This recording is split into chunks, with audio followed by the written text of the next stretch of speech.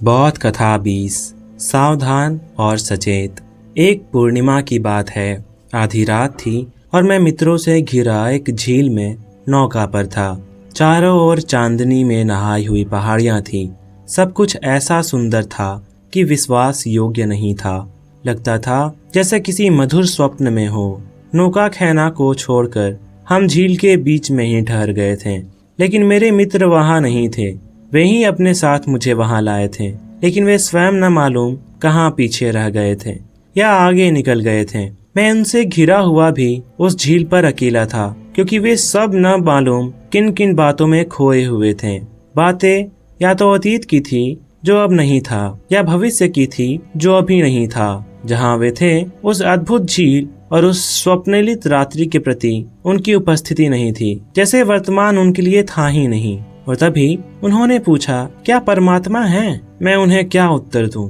इस सोच में मैं पड़ गया, क्योंकि जिनका वर्तमान की जीवंता से कोई संपर्क नहीं है, उनका परमात्मा से संबंध में क्या और कैसे हो सकता है? जीवन ही तो परमात्मा है। जीवन की अनुभूति ही तो परमात्मा की अनुभूति है। फिर भी मैंने उनसे कहा, मित्र, क्या यह झील है? क्या यह चांद है? क्या यह रात्रि है? और क्या हम इस पूरे चांद की अद्भुत रात्रि में इस झील पर उपस्थित हैं? निश्चित ही वे सब चौंक गए थे और बोले थे, हाँ, इसमें शक का सवाल ही क्या है? लेकिन मैंने कहा था, नहीं, संदेह ही नहीं। मुझे तो विश्वास है कि आप यहाँ नहीं हैं। फिर से सोचो, शारीरिक अर्थों में जो उपस्थित है वह जगत में पदार्थ सत्ता का ही संवेदन पा सकता है, लेकिन जो अपनी समग्र चेतना से उपस्थित है उसे तो अभी और यही परमात्मा की अनुभूति हो सकती है। परमात्मा है, लेकिन केवल उसके लिए जो उसके प्रति उपस्थित है, जो है। फिर एक घटना मुझे स्मरण आई और उसे मैंने उनसे कहा। एक दफ्तर के बाहर कुछ व्यक्ति बैठे हुए थे। बेतार के यंत्र संचालक के लिए उनमें से एक का चुनाव होना था। वे सभी आवेदक और उम्मीदवार खोज जोर जोर से व्यर्थ की चर्चाओं में डूबे हुए थे।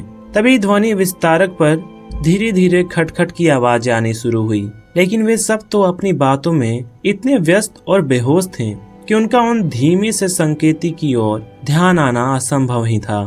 लेकिन एक युवक उन सबसे दूर कोने में अकेला ही बैठा था। वह एकदम से उठा और दफ्तर के भीतर चला गया। शेष सब ने तो उसे उठते या दफ्तर के भीतर जाते भी नहीं देखा था। उसकी ओर उनका ध्यान तो तभी गया था जब वह मुस्कुराता हुआ नियुक्ति पत्र हाथ में लिए थोड़ी ही देर के बाद दफ्तर से बाहर आया था।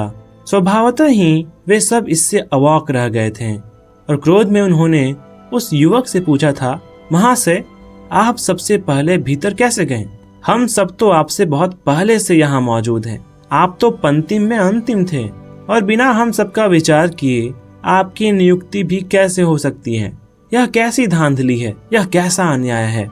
इस पर वह युवक हंसने लगा था और बोला था, मित्रों, मेरा इसमें क्या दोष है? आप में से किसी की भी नियुक्ति हो सकती थी और आप सब पर विचार करने के बाद ही मेरी नियुक्ति की गई है। क्या आपने ध्वनि विस्तारक पर भेजे गए संदेश को नहीं सुना था? वे सभी एक साथ ही बोले थे, कैसा संदेश? कौन सा संदेश? तब उस युवक ने उनसे कहा था, क्या आप बेतार की संकेत भाषा से परिचित नहीं हैं? ध्वनि विस्तारक पर जो खटखट की आवाजें आ रही थी, उनके द्वारा अत्यंत स्पष्ट रूप से कहा गया था, मैं एक ऐसे व्यक्ति को चाहता हूँ जो हमेशा सावधान और सचेत हो। जो व्यक्ति सबसे पहले इस संदेश को सुनकर दफ्तर में आएगा, उसके लिए नियुक्ति पत्र तैयार कर रखा गया है। परमात्मा के संदेशों की भी प्रतिक्षण वर्षा हो रही है। प्रकृति उसकी संकेत भाषा है। मौन होकर, सावधान होकर जो व्यक्ति उन संकेतों के प्रति जागता है, वह उसके द्वारा निश्चित ही भीतर बुला लिया जाता है।